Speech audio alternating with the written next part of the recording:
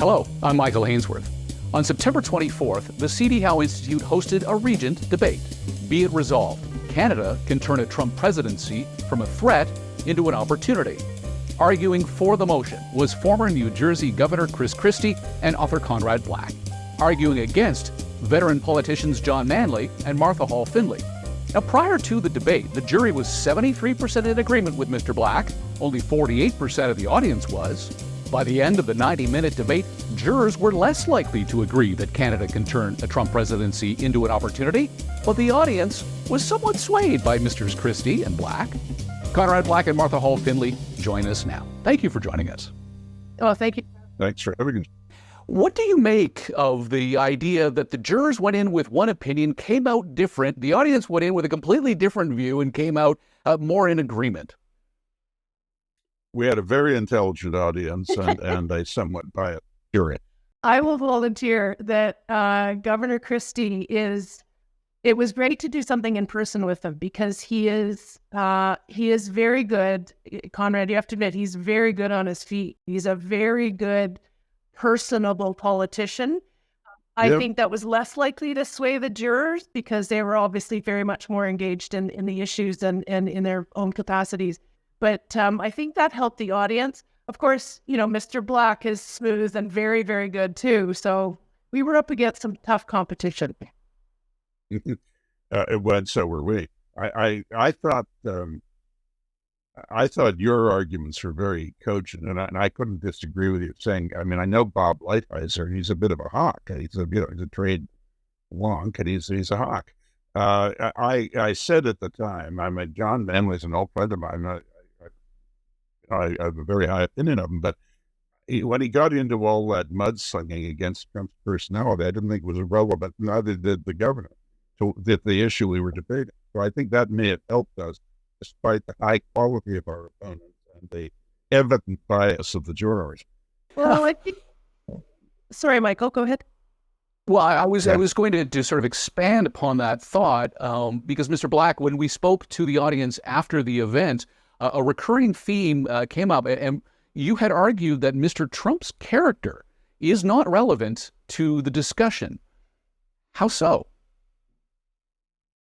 Well, by the way, I don't concede that there's anything particularly wrong with this character. He's just, he's a kind of assertive and egocentric person, particularly by Canadian standards, as we're a legendarily laid-back people. But partly because of the contiguity of the Americans, we're such an ebullient nationality. But the fact is, even an awful person can be a positive thing as the head of a neighboring country. In matters relevant to Canada, I think, and they were discussed, so he didn't, unless you want us to go over them again, but he's pro-Canadian. He'll lead the alliance well, and he will generate prosperity in the United States. And since half of our GDP is tied up with interaction with the U.S., that would be beneficial to us. And even if, which I do not concede, he is a terrible person, that really has nothing to do with it. Well, and this is where John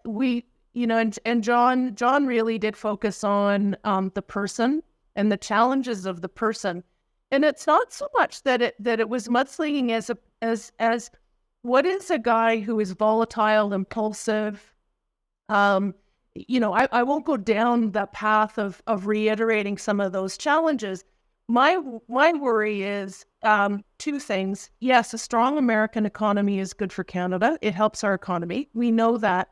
Except that this time around, with 10% tariffs across the board, that's less obvious that a Canadian economy will benefit from a strong U.S. economy. Tariffs are going to be really important for us, as you know, because we're way more dependent on the trade and way more dependent on the tariffs.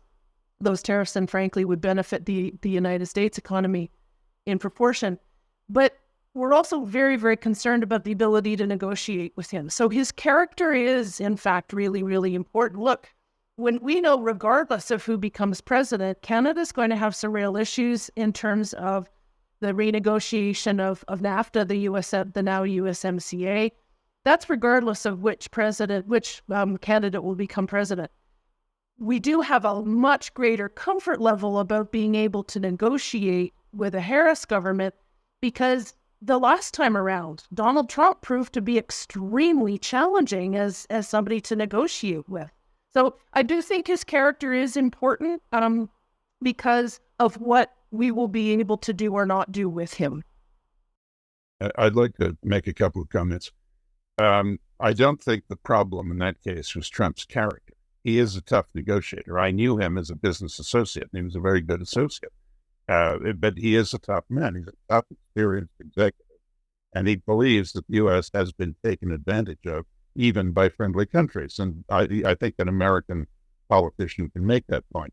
Secondly, as I said in my remarks, unless there's a crisis when America's allies want a very strong and forceful American president, they always like a rather laid-back and indulgent American administration, because it makes it easier to negotiate the sort of things we're talking about.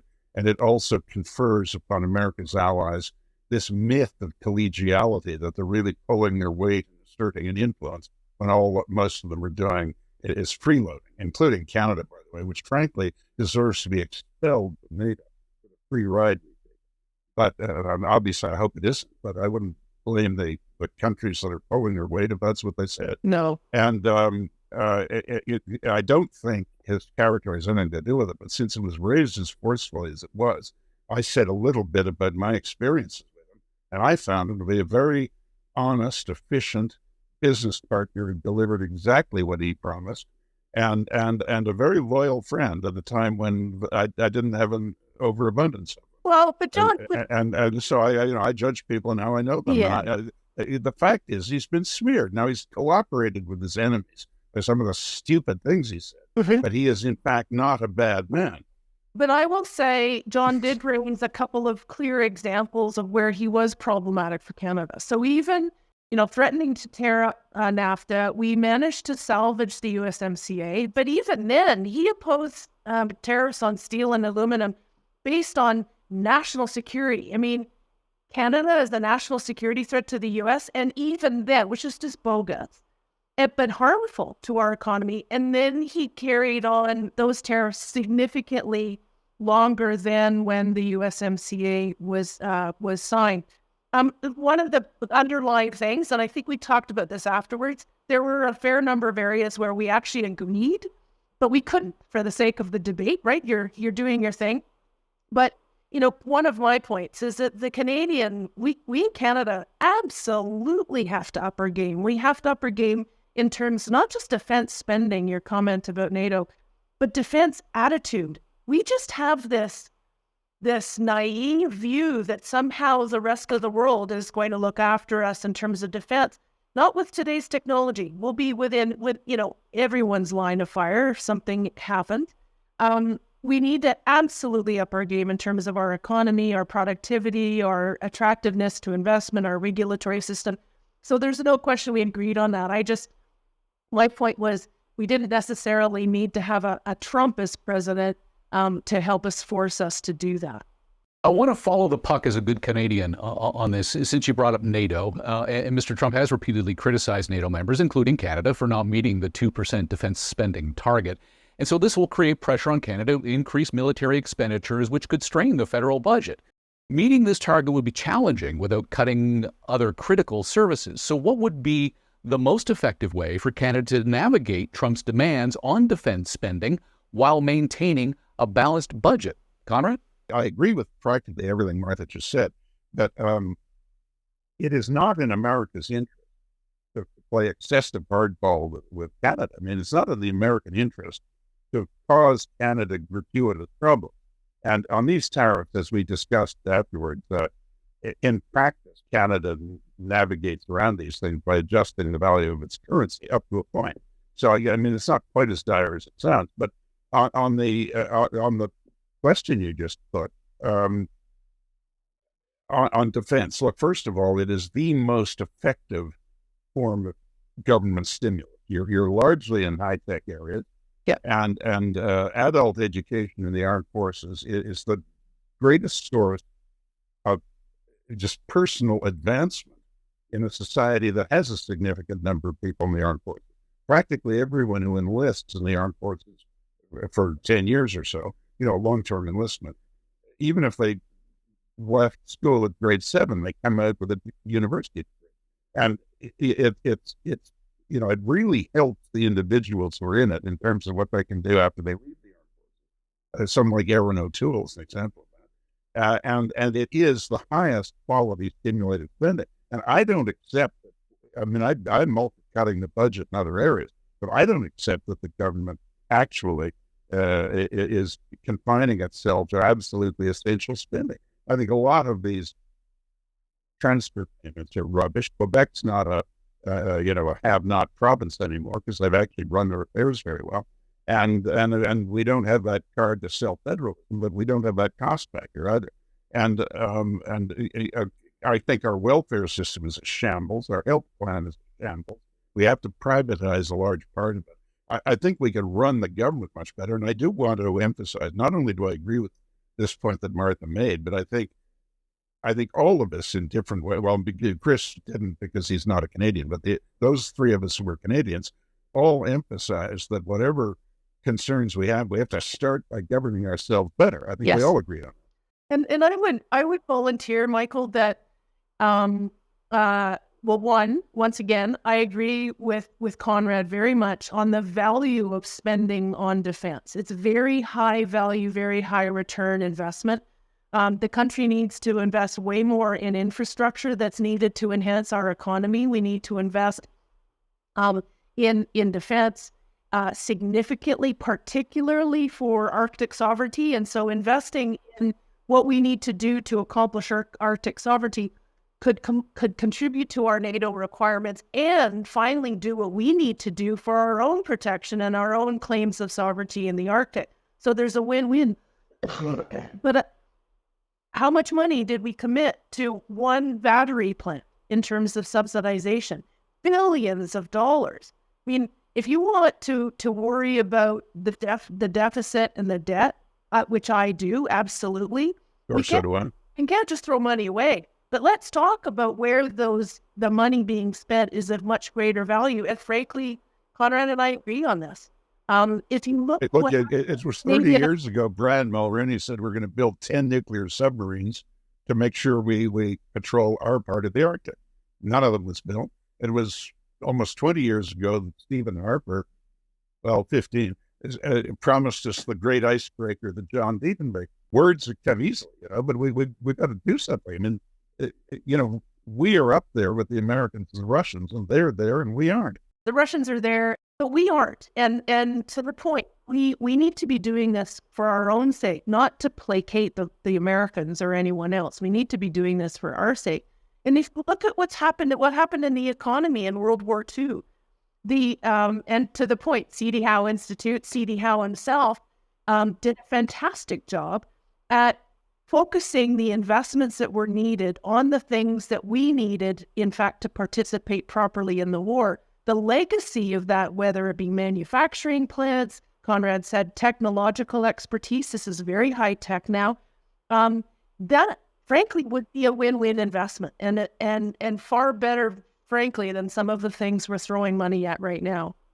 Martha, you and Mr. Manley pointed out that Trump's tariffs and the possibility of renegotiating trade agreements such as CUSMA pose significant threats to Canada's trade-dependent economy. And so when you spoke to the audience, you talked about how such actions could lead to uncertainty, could initiate a global trade war, which would disproportionately harm smaller economies like ours. How can Canada mitigate the risks associated with potential renegotiation or termination of trade agreements like the USMCA CUSMA under another Trump presidency? Well, first off, that's a risk regardless of who wins the presidency. We are concerned that a Trump presidency, as noted before, would be harder to negotiate with, would be more hardball. But the possibility of a decision not to renew the USMCA CUSMA in 2026 won't end until 2036. So it won't end in 2026, but we're pretty sure that decision is going to be made. And if you're wanting to set up a manufacturing plant and you know that's going to end in 10 years, you're going to make decisions accordingly, right? And so we're very, very concerned about what will happen. So that's for Canada for sure. Where there's a much larger concern, frankly, is on the effect on countries like Canada that are so trade dependent. If Donald Trump becomes president and puts in his reciprocal tariff act, he's threatened. Of course, the 60% tariffs are more on things from China. But if any other country decides to impose tariffs, the reciprocality of that imposing reciprocal tariffs really sounds an awful lot like what happened with Smoot-Hawley in the 1930s. And what that did was it took the Great Depression had started and it was already bad, but then it just became global. And every economist has recognized that sort of piling on of tariffs really made the global economy very challenging. When you're as trade dependent as Canada is, and we are far more dependent on trade than the United States, for example, a global trade war really, really hurts us. And so we have to be careful about that. But what can we do?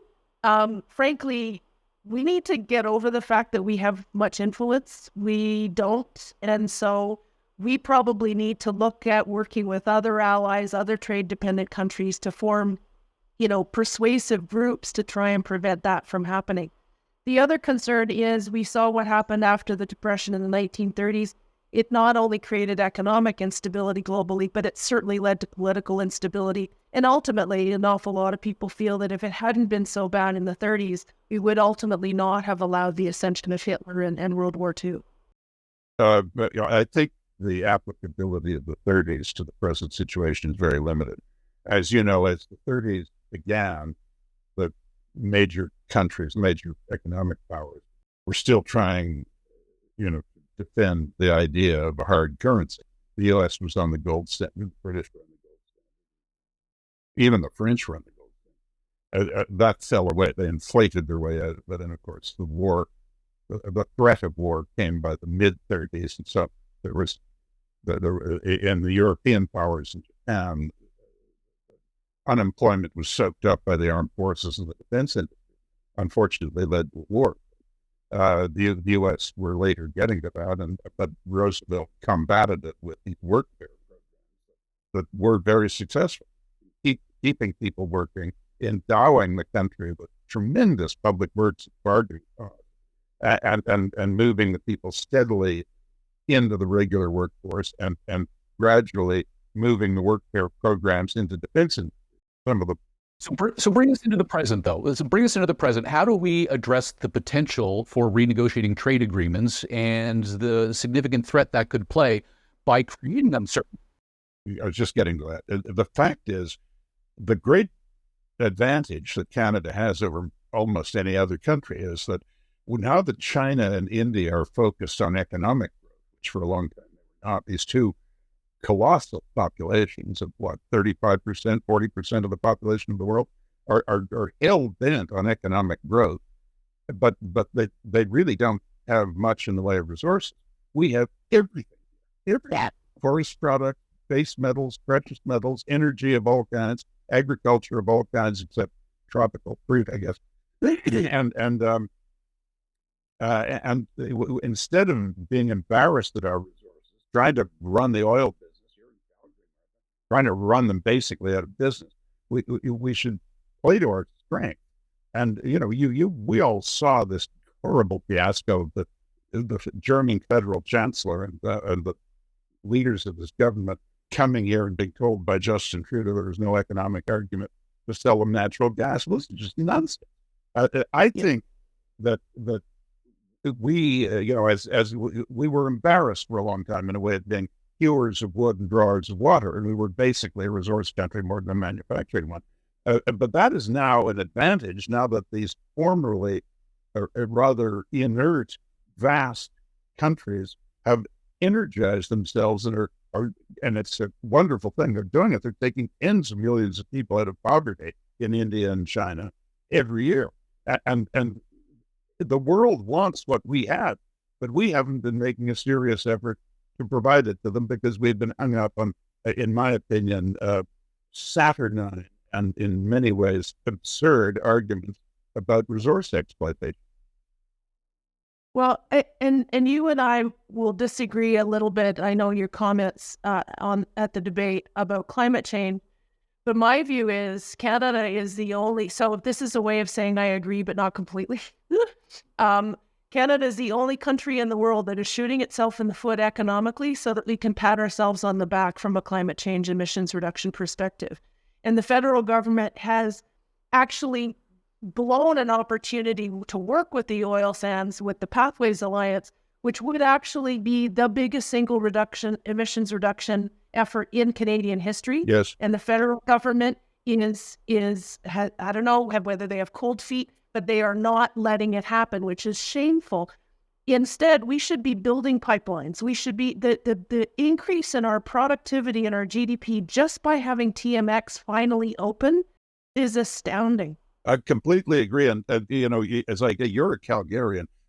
If Trump wins on the 20th of January, he will reactivate the big pipeline XL.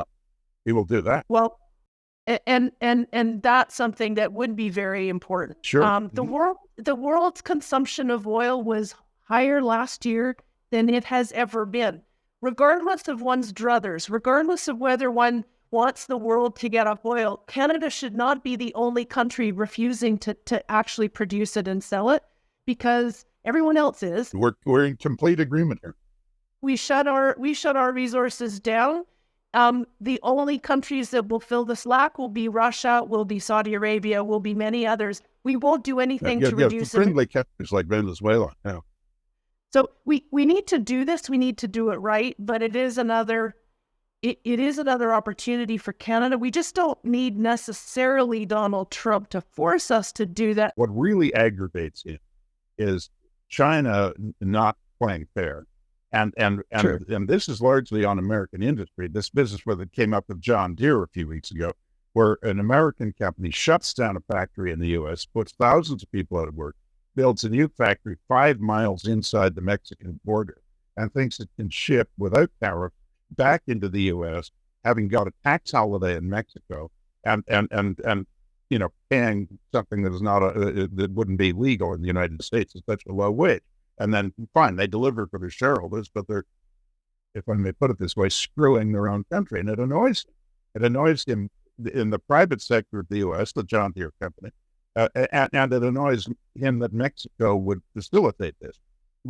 But we haven't been doing that. He's not complaining about that kind of thing with us, because our wage scales are not anything to annoy him. I mean, I'm not saying that Trump's, but he has no grievance against Canada as such. He's a hard bargain, but he's not trying to put us to the wall. He wants a prosperous, successful, happy Canada. He doesn't want an angry country up here. He does have a real issue with our supply management and dairy. Well, he's right. It's absurd. Another one where he's completely right. There's like 3 different rabbit holes we could go down just on that answer. And yeah. I don't think we've got enough audio tape to record the whole thing. I'm being facetious, of course. But let me wrap up our time together here by asking you a very social media savvy question. And Mr. Black, I know your loquacious approach may make this difficult, but I'm going to ask you both in 20 seconds or less, based on our conversation today, what should Canadians know about a second Trump term? Ms. Findlay? We should know that we should be upping our game in terms of economy, in terms of investment attractiveness, in terms of investing in infrastructure, investing in defense, not only money, but attitude. This is not just because of a Trump presidency. We are going to be facing many of these issues with a Harris presidency, but Donald Trump will be much more difficult to negotiate with, so we have to have all hands on deck. Mr. Black? I agree, but he is a hard bargainer, but he believes in fair trade. And we can live with hard bargaining. We've got a good hand to play. We have a lot of things the U.S. needs, and as with the Mulrooney era, with Reagan and so forth, we can do it. Thank you both very much for your time today. Thank you. Hey, Martha, Michael, I agreed with 95% of what you said. We could carry this conversation on much longer, but Michael, to your point, too much time to be able to do that with this right now. So thank you for this, though. That was Martha Hall Findlay and Conrad Black. The whole Regent Debate, Be It Resolved, Canada Can Turn a Trump Presidency from a Threat into an Opportunity, is available at cdhowe.org and on YouTube. I'm Michael Hainsworth. Thank you for joining us. You've been listening to the C.D. Howe Institute podcast with Michael Hainsworth. Subscribe on iTunes, Google Play, and Spotify. The C.D. Howe Institute is an independent, not-for-profit research institute whose mission is to raise living standards by fostering economically sound public policies. The Institute is widely considered to be Canada's most influential think tank and a trusted source of essential policy intelligence, distinguished by nonpartisan, evidence-based research and subject to definitive expert review. Visit cdhowe.org and follow us on Twitter and LinkedIn. Thank you.